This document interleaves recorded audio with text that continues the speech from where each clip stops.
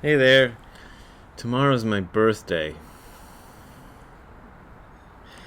So I thought I'd do something today about birth and death and stuff like that. So let me see where to start. Recently I've been reading a book by Thich Nhat Hanh. First time I've read a book by Thich Nhat Hanh.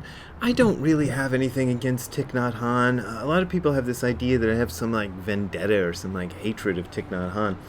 It's just that his stuff sort of came along, at least as far as I was aware of it, after I'd already read all those sort of introductory, flowery books about Buddhism that tell you how great it is, and that sort of beginner level stuff. And so I just kind of passed by his stuff because I would be like, well, I already read Zen Mind, Beginner's Mind, and the Dainin Katagiri books and all these other books that are just like that, and I don't need another one of these. I wanted to get into more scholarship and stuff like that by the time Thich Nhat Hanh came along. So I never really paid any attention. Anyway, somebody told me in the comments section about a book called Understanding Our Mind, which is Thich Nhat Hanh's elucidation of Abhidharma and Yogacara philosophy and maybe Huayan. Well, maybe not Huayan. Anyway, that sort of Buddhist psychology stuff. So I checked it out of the library as an ebook, which I've never done before, and I've been reading it. So I came across this interesting passage that I'd like to read as the sort of preface to this video. He says, all manifestations of phenomena arise from our store consciousness. That's Alaya Vijnana, and if you've been following along with this page, you know what that is.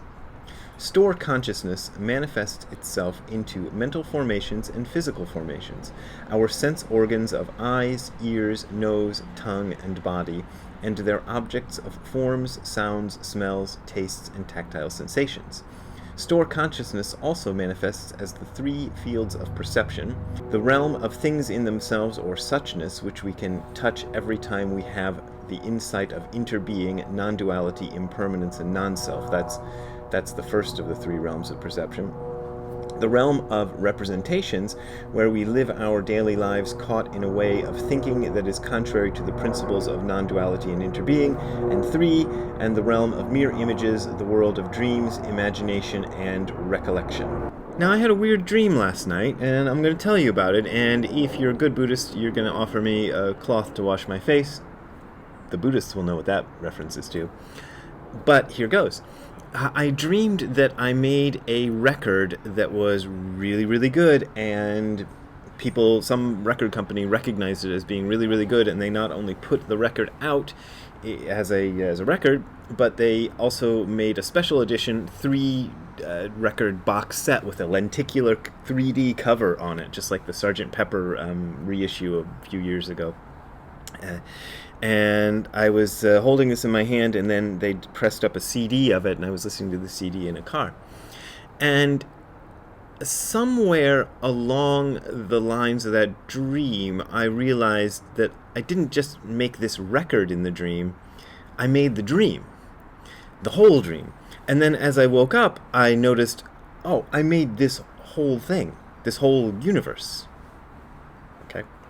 That was what I woke up to this morning with Ziggy snuggling, and I thought, oh, I made this Ziggy here snuggling with me. That's what I woke up to. Now, this does have something to do with birth and birthdays. I'm going to give you a few quotes, and I might have given these on this YouTube channel before, but hey, it's my birthday, so, deal with it. In his book, Opening the Hand of Thought, which I brought out here as a visual aid, Kosho Uchiyama Roshi, who was the successor of Kodo Sawaki Roshi, who was my second teacher's teacher, Guru Nishijima's teacher, he says, "When I took my first breath, my world was born with me. When I die, my world dies with me. In other words, I wasn't born into a world that was already here before me. I do not live simply as one individual among millions of individuals, and I do not leave everything behind me to live on after me." Okay. That was Kosho Uchiyama, and in his book, Each Moment is the Universe, Dainin Katagiri says this: "When beings appear, why do you happen to be the particular being that you are now? You don't know exactly why, but you are a being whose life is already supported by the vast network of time and space. When a particular being arises, it is not just one thing that arises. All beings arise simultaneously. One thing can't arise alone because all life is deeply interconnected and nothing has its own independent existence. When you are born, the whole world is born with you. When you die, the whole world dies with you. So, kind of sounds like a similar sentiment. Now, both of these guys were students of Kodo Sawaki Roshi. So, maybe they got it from Kodo Sawaki because in his book, Discovering the True Self, Kodo Sawaki says, "When we are born, our universe is born too. When we die, we take everything of our universe with us." That's on page 145 in case you want to go look it up. Now, where do they get this idea from? Well, let's look at that. There is a line in Yuibutsu Yobutsu, which is Buddhas alone together with Buddhas. That's how my teacher Nishijima Roshi and his student Mike Cross translated it. And the line goes like this: "Mountains, rivers, the earth, and human beings are born together. The Buddhas of the three times, past, present, and future, and human beings have always practiced together. Thus, if we look at the mountains, rivers, and earth while one human being is being born, we do not see this human being now appearing through isolated superimposition upon mountains, rivers, and earth that existed before this human being was born." It's really convoluted and tricky. Now, just for the sake of kind of weakening my own argument, perhaps, I'll give you three other translations that I found, which I find curious. This is Kazaki Tanahashi's translation with whoever he worked with on his version. He always worked with a co-translator, but the co-translators are different for each chapter, and you can't find it out until you look it up in the back of the book, and it's a pain in the butt, so I never look it up. So, Tanahashi says, "If we look at mountains, rivers, and earth when a person is born, this person's birth does not seem to be bringing forth additional mountains, rivers, and earth on top of the existing ones." So he kind of takes it the opposite way that Nishijima and Cross took it.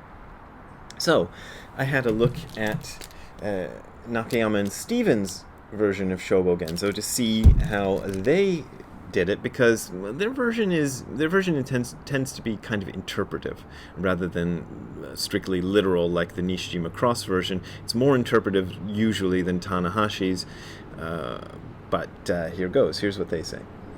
"Some argue that mountains, rivers, and the great earth existed before birth as they do after. If this were true, then everything would be in duplicate." Not sure I get that one. And just for laughs and giggles, and because it's the only other version I have of this piece, I looked up Yuho Yokoi's version in his Shobogenzo. Now, I don't quote Yuko Yokoi's version of Shobogenzo very often because my teacher Nishijima Roshi was very disparaging about it. He was like, this is a bad version. I kind of think the existence or the appearance of this version of Shobogenzo is what really spurred him on to work on his own, because he was like so disgusted that this would become the standard English version, and he thought it was so bad that he had to work on his own English version, and that really, I think, spurred him on. That's just an assumption on my part, but just looking at the timeline of the two, I think I'm probably right, but maybe some of you who were working with Nishijima at the time can tell me. I don't know if anybody like that is watching. So Yokoi's version, and this kind of illustrates the point, "So when we see mountains and earth at a man's birth, we do not think that others may have risen on these before his birth." So I don't know. And I looked at the original Japanese, and it's weird. It's just weird. It's got too many old school Japanese conjugations. I guess conjugations is the way you kind of make a verb do a thing. Is that a conjugation? And I can't follow it. Usually I can figure out individual lines of the original Japanese in Dogen fairly well, because for all the people say that it's so different from modern Japanese, it's not. To me, as a non-native speaker of Japanese, maybe that helps because I don't notice those differences as strongly, and you can usually follow it. But this one, I just don't know. "Shi ga areba sunawachi, hitori umaruru ori ni 三下第一を見るに、この一人が生まれ去りする先よりありける三下第一の上に、今人へ重ねて生まれいずると見えず. Anybody who knows what that means or could even follow it, I pronounced it, I think, haltingly, but not terribly. So anybody who wants to tell me what that means, go ahead, answer in the comments or send me an email. Now, just in case you think that's simply a matter of, these guys all read Dogen and they're repeating what Dogen says, I happen to come across a line in I Am That, and this is Nisargadatta Maharaj, who has probably wouldn't have even known who Dogen was. He might have known what Zen was, but I doubt he studied it enough to know any particular Zen people, and I'm sure he never read Dogen. He says, all the universe of experience is born with the body and dies with the body. It has its beginning and end in awareness, but awareness knows no beginning or end. So saying the universe of experience is born with the body and dies with the body kind of sounds like the same thing, but kind of couched in the way that Advaita Vedanta puts it, because they always kind of talk about the body. But Nisargadatta Maharaj is big on saying the kind of same thing that Dogen does, which is body and mind are one and the same. So he doesn't do that thing that a lot of Hindu philosophers tend to do, which is separate body from mind and say the mind lives inside the body. He's not one of those. So when he says body, he means mind too. At least that's the way I read it. So this is an interesting thing that he said. Now, I was born, and this will give you guys with calculators out there a little time to calculate how old I'll be tomorrow. I was born on March 5th, 1964. A lot of things happened before March 5th, 1964. The Beatles made their first appearance on the Ed Sullivan Show about a month, more give or take, I forget, somewhere in February of 64, and thus ignited Beatlemania in America, which became an important part of my life later, because later on I became a huge fan of the Beatles. World War II happened. I don't know, the humans evolved from salamanders or whatever they did. A lot of stuff happened before I was born. And it made me what I am. I evolved from, predecessors, my parents, my grandparents, their grandparents, their grand-grandparents, all that rest of that stuff. And we usually assume that when I die, when you die, when I die, everything just carries on without us. So a lot of the fear of death is what the kids call FOMO, fear of missing out. And we don't want to miss out on all of the cool things that are going to happen after we die, so we don't want to die. But these guys, Kodo Sawaki, arguably Nisargadatta Maharaj, Dogen, Dainin Katagiri, who else? Not Shohaku Okumura, Kosho Uchiyama. Maybe Shohaku Okumura said the same thing, because he's kind of part of that lineage too. They say something different. They say the whole world arises when I arise and dies when I die. What does that mean? I feel like I have a glimmer of what that means, and I feel like I gave you the best explanation of what I think that means right at the beginning of this video. So if you want to rewind and watch that again, you can watch that again. But that's kind of the way I feel it happens. You arise with this universe and you collapse with this universe. But it doesn't just happen on March 5th, 1964, and then whatever day I happen to die. It happens all the time. Bing, bing, bing. Bah, bah, bah, bah, bah, bah, bah, bah, bah. That's the way Nishijima Roshi used to explain it. He would say that the universe is born and dies every moment. Faster than you can possibly even perceive it. Only a Buddha, apparently, is able... That's the traditional thing. Only a Buddha can perceive it. Nishijima Roshi didn't really... Well, he would say that when quoting Dogen, but... Anyway, that's the kind of traditional way to understand it. Certainly, I don't perceive it that way. But I accept it that way because of something else that Dogen says.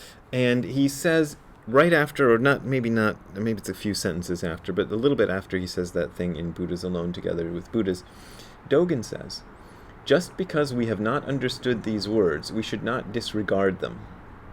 We should resolve to understand them without fail. They are words that were actually preached, and so we should listen to them. Having listened to them, then we may be able to understand them. Which is sort of getting into the idea that I talked to Stephen Batchelor about, or with Stephen Batchelor about this matter of faith. It's something I take as a matter of faith with, I think, at this point in my practice, a kind of bare glimmer of understanding. Maybe more understanding than I'm able to actually convey. It feels right, but it feels inexplicable. And it's not that I'm saying Dogen said it, I believe it, that settles it. But on the other hand, I am kind of saying Dogen said it, I believe it, that settles it. Maybe I'm not saying that settles it. Dogen said it, I believe it provisionally because he said it, because I respect him, and because I respect all the people that have gone before me who say these weird things, and because during my experience with practice, this way of understanding things, the universe is born with me and dies with me thing, has become more understandable, and not understandable in the way of like just my experience of the universe is born and dies with me. Bigger than that, much bigger than that, and weirder than that. When people reduce it, I think it's called reductionism. When people reduce it to that kind of boxy way of like, well, you just don't know what happens because you're dead. Yeah, that's one way of looking at it, and that's not necessarily incorrect, but it's incorrect, which is to say, I'm not saying it's aliens, but it's aliens. Anyway, if you would like to send me a birthday present, there's a good one for you. You can send it here to this URL you're seeing on your screen. That is my only way of getting birthday presents and my only way of making a living. Maybe my girlfriend will give me a birthday present, I don't know. But it's my only way of making a living right now, and it really, really helps that you guys keep donating. But if you're having financial trouble, don't donate to me. Forget it, because I'm hanging in there, and it's okay. So that's good, and it is that way because you guys keep supporting me. So thank you very much. See you later. Have a good time all the time. Bye.